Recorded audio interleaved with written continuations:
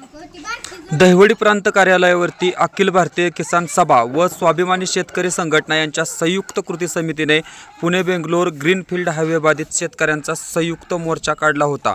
या मोर्चाच्या वेळी स्वाभिमानी शेतकरी संघटनेचे राज्य प्रवक्ते अनिल पवार तसेच स्वाभिमानी शेतकरी संघटनेचे खटाव तालुका अध्यक्ष दत्तूकाका घारगे, स्वाभिमानी शेतकरी संघटनेचे फायर ब्रँड नेते केशव शिवाजी जाधव तसेच स्वाभिमानीचे मान तालुका अध्यक्ष राजू मुळीक हे उपस्थित होते। यावेळी पुणे बेंगलोर कॉरिडॉर भागातील बाधित शेतकरी व खटाव तालुक्यातील स्वाभिमानी शेतकरी संघटनेचे कार्यकर्ते मोठ्या संख्येने उपस्थित राहिले होते।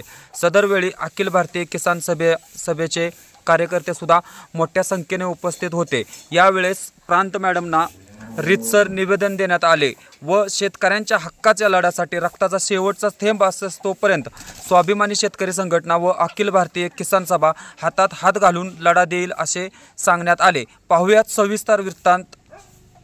भारतीय किसान सभा सर्व पदाधिकारी रक्ताचा शेवटचा थेंब असेपर्यंत लढतील हा इशारा देण्यासाठी या निमित्तानं आम्ही या ठिकाणी आलो।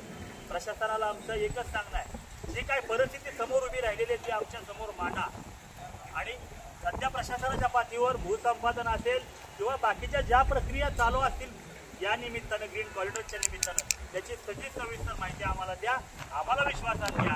नेमका आम्हाला भाव किती मिळणार आहे, आमच्या जमिनीचं मूल्य तुम्ही काय करणार आहात, कोणत्या आधारभूत किमतीप्रमाणे आम्हाला योग्य किंमत देणार आहात तुम्ही, याचा सगळा सविनय निवाडा आमच्या समोर करा आणि त्यानंतर जर सकारात्मक आमच्याकडून केला तरच पुढच्या भूसंपादनाच्या प्रक्रियेला लागा, ही आमची भूमिका आहे। आणि त्या भूमिकेसाठी अखिल भारतीय किसान सभेचे राज्याध्यक्ष कॉम्रेड उमेश देशमुख साहेब आणि आम्ही एक हातात हात घालून लढा लढतोय आणि पुढच्या काळात सुद्धा ही एकी अशीच ठेवू आणि शेतकऱ्यांना न्याय देऊ। मी उमेश देशमुख साहेबांना विनंती करतो की भविष्यामध्ये हा लढा कसा असावा, काय मागणी असावी, त्या राज्य स्तरावर गवले साहेब, राजू शेट्टी एकत्रित चर्चा करणार आहेत। आपण त्यांना या भूमिका पटवून देऊया आणि या लढ्याला व्यापक स्वरूप देऊया। मी आता देशमुख साहेबांना विनंती करतो की त्यांनी आपली भूमिका मांडावी। आपण आज अखिल भारतीय किसान सभा स्वाभिमानी शेतकरी संघटनेच्या झालेल्या बैठकीमध्ये आपल्याला बैठक लावायचं आश्वासन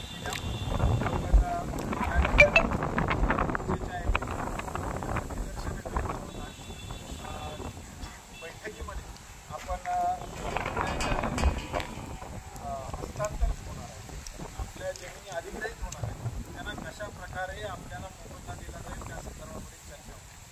खरं तर आपली मागणी अशी की या महाराष्ट्रामध्ये आणि देशामध्ये जे काय जमिनीचं अधिग्रहण करायचं चाललेलं आहे, खास करून महामार्गासाठी ज्या किमती घेतल्या जात आहेत त्या किमतींवर दृष्टीने घेतलं।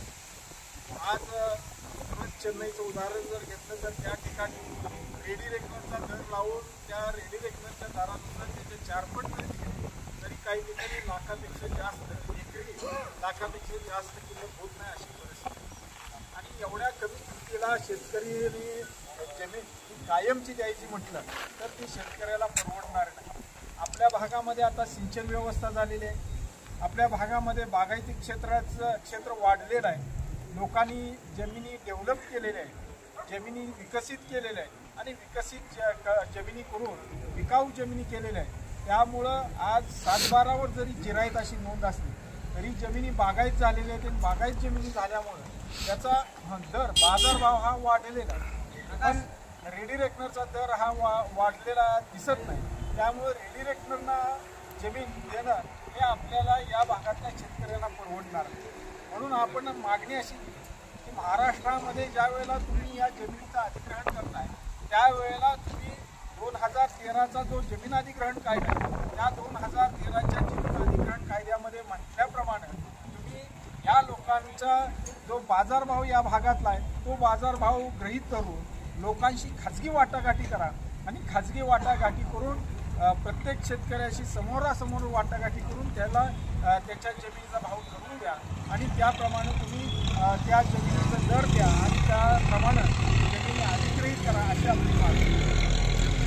सरकारला आपण 2-3 वेळेला निवेदन दिलेले, म्हणजे सगळ्या 7-8 जिल्ह्यातल्या प्रत्येक प्रांताला आपण निवेदन दिलेलं आहे। याच्या अगोदर सांगली जिल्ह्यातल्याही प्रांत साहेबांना सगळ्यांना निवेदन दिलेले, त्यांनी त्या सकारात्मक अधिकाऱ्यांच्या बाजूची भूमिका आहे.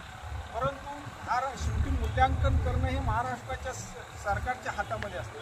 मूल्यांकन कशा प्रकारे करावं हे महाराष्ट्र सरकारनं सांगितलं पाहिजे. म्हणून आम्ही ज्या वेळेला पायी मोर्चे 2-3 काढले, एक पहिल्यांदा आम्ही नाशिक ते मुंबई चालत गेलो, त्यावेळेला सुद्धा महाराष्ट्र शासनाच्या बैठकीमध्ये आपण हा प्रश्न उपस्थित केला. त्यानंतर अकोले ते लोणी हा ज्या वेळेला मोर्चा काढला त्यावेळेला सुद्धा हा प्रश्न आपण उपस्थित केला होता आणि त्याला सांगितलेलं होतं की तुम्ही महाराष्ट्रामध्ये जमिनीचं अधिग्रहण करताना तुम्ही या जमिनी अधिग्रहण त्याचं मूल्यांकन जे करताय ते मूल्यांकन हे रिडिरेक्टरनं न करता हे मूल्यांकन तुम्ही खाजगी वाटाघाटीतून करायला पाहिजे आणि तशा प्रकारचे आदेश हे खाली अधिकाऱ्यांना दिले पाहिजेत. अशा प्रकारची भूमिका आपण सरकारसमोर मांडली. विखे पाटलांनी खरं तर त्यावेळेला शब्द दिला आहे, तर विखे पाटलांनी तर एका मिटिंगमध्ये उपमुख्यमंत्री त्यावेळेचे फडणवीस आणि मुख्यमंत्री एकनाथ शिंदे हे दोघंही होते आणि त्यावेळेला त्या बैठकीमध्ये तर लेखी आश्वासन आपल्याला दिलेलं आहे की आम्ही ताबडतोबीने या संदर्भातलं धोरण जे आहे की त्यावेळीची बैठक घेऊन हे धोरण ठरवू. परंतु अजूनही हे ते धोरण ठरलेलं नाही आणि जोपर्यंत हे खाजगी वाटाघाटीतून मूल्यांकन होणार नाही अशा प्रकारचं धोरण ते जाहीर करणार नाही. खरं तर तोपर्यंत आता इथून पुढं आपल्याला भूमिका अशी घ्यावी लागणार आहे की आपल्या शेतामध्ये कुठल्याही प्रकारचं शासकीय जे काम आहे ते काम करू द्यायचं नाही. तशा प्रकारची भूमिका आपल्याला गावोगावी जाहीर करावी लागेल आणि त्याच्यासाठी आपल्याला जो लढा आहे तो अधिक तीव्र करावा लागेल. एकदा मूल्यांकन झालं की कामाला सुरुवात होते. सुरत चेन्नई महामार्ग जो आहे त्यावेळेला सुद्धा सुरुवातीला शेतकरी असेच शांत बसले. त्यांनी सांगितलं मूल्यांकन होऊ द्या, कसं मूल्यांकन करतायत बघूया आणि मग आपण ठरवूया. आणि मूल्यांकन झाल्यानंतर ठरवलं की एका बाजूला कसं असतं की मूल्यांकन ठरवलेलं आहे. आता मूल्यांकन ठरवल्यानंतर अधिग्रहणाची प्रोसेस जी आहे ती 1956च्या कायद्यानुसार करतो. मग 1956च्या कायद्यामध्ये काय आहे की जमिनीचं मूल्यांकन केल्यानंतर तुम्हाला पैसे मिळो अगर न मिळो, तुम्ही हे स्वीकारा अगर न स्वीकारा, आम्ही कामाला सुरुवात करणार. आणि एकदा मूल्यांकन झालं आणि जमीन अधिग्रहण जर केलं तर कामाला सुरुवात करत असताना त्याला अडवतं आपल्याला. परंतु अगोदरच जर आपण भूमिका जाहीर करून हे जर अडवलं तर तिथं 1956चा कायदा होऊ शकत नाही, कारण मूल्यांकनच झालेलं असतं. त्यामुळं मूल्यांकन कशा प्रकारे करायचं ते अगोदर तुम्ही जाहीर करा आणि ते जाहीर केल्यानंतर कामाला सुरुवात करा. अशा प्रकारची भूमिका घेऊन आपल्याला पुढे जावं लागेल. आज आपण अशा आशयाचं निवेदन हे आपण या ठिकाणचे जे कोण अधिकारी असतील, प्रत्येक प्रांत ऑफिसला नायब तहसीलदार असतात, ते स्वीकारतील आणि त्यानंतर आपण त्यांच्याशी बोलून प्रांत मॅडमशी ते फोनवरती संपर्क करतील आणि बैठकीची तारीखही आजच आपल्याला देतील. त्यानुसार आपण बैठकीला बसूया आणि मग या सगळ्या चर्चा प्रांत मॅडम बरोबर करूया आणि मग पुढं लढायची दिशा आपली कशी असेल की परत एकदा आपण एक जाहीर मेळावा घेऊन ठरवूया. आणि त्याच्यासाठी मात्र आपण गावोगावी जाऊन प्रत्येक शेतकऱ्याला विनंती करूया. याच्यामध्ये तुम्ही आत्ताच उतरला तरच ते होतंय. एकदा मूल्यांकन झालं आणि मूल्यांकन झाल्यानंतर 1956च्या कायद्याची अंमलबजावणी करायला सुरुवात केली तर फार तर आपल्याला त्या ठिकाणी अडवू आपण, परंतु अडवल्यानंतर आपल्याला उचलतील, सरकारी कामाचा अडथळा आणला म्हणून केसेस दाखल करतील. ह्याच्या व्यतिरिक्त फारसं काय होणार. त्यामुळं जे काय सुरत चेन्नईचं झालं की आपल्याला या ग्रीनफील्ड महामार्गाचं होऊ द्यायचं नाही आणि म्हणून शासनानं अगोदर भूमिका जाहीर केली पाहिजे आणि त्याप्रमाणे मूल्यांकन केलं पाहिजे. याच्यासाठी आपण सगळ्यांनी आत्तापासून प्रत्येक शेतकऱ्याशी चर्चा करायला सुरुवात करूया आणि त्या दृष्टीनं आपण सगळे प्रयत्न करूया. आपण सगळे या ठिकाणी आलात त्याबद्दल आपल्या सगळ्यांना धन्यवाद देतो आणि या ठिकाणी अध्यक्ष या नात्याने अखिल भारतीय किसान सभा आणि स्वाभिमानी शेतकरी संघटनेचे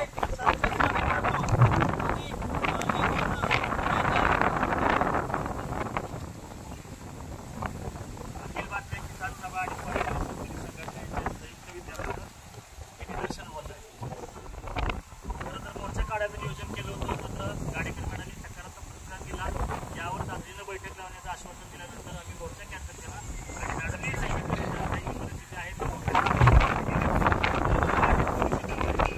परिस्थिती अशी आहे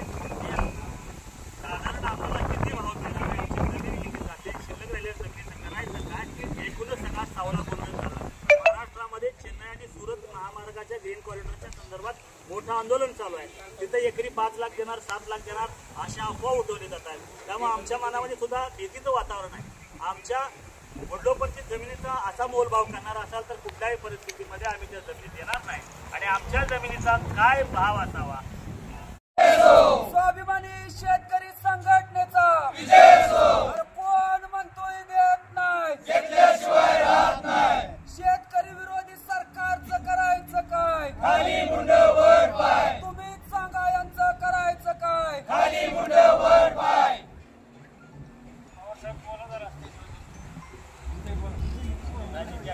शेतकऱ्यांना जमिनीचा मोबदला 5 पट मिळालाच पाहिजे. मोबदला 5 पट मिळालाच पाहिजे. कोण म्हणतोय देत नाही, घेतल्याशिवाय राहत नाही. अरे कुणचा म्हणतोय देत नाही, घेतल्याशिवाय राहत नाही. स्वाभिमानी शेतकरी संघटनेचा विजय असो. अखिल भारतीय किसान सभेचा विजय असो. शेतकऱ्याच्या एकजुटीचा विजय असो. पुणे बेंगलोर ग्रीनफील्ड महामार्ग बाधित शेतकऱ्यांना मोबदला मिळालाच पाहिजे. अरे कोण म्हणतोय देत नाही, घेतल्याशिवाय राहत नाही. अरे मोबदला आमच्या हक्काचा, नाही कुणाच्या बापाचा. मोबदला आमच्या हक्काचा, नाही कुणाच्या बापाचा. जमीन हमारी नहीं चलेगा नहीं चलेगा नहीं चलेगा नहीं चलेगा. जमीन हमारी भाव तुम्हारा नहीं चलेगा नहीं चलेगा. जमीन हमारी भाव तुम्हारा नहीं चलेगा नहीं चलेगा.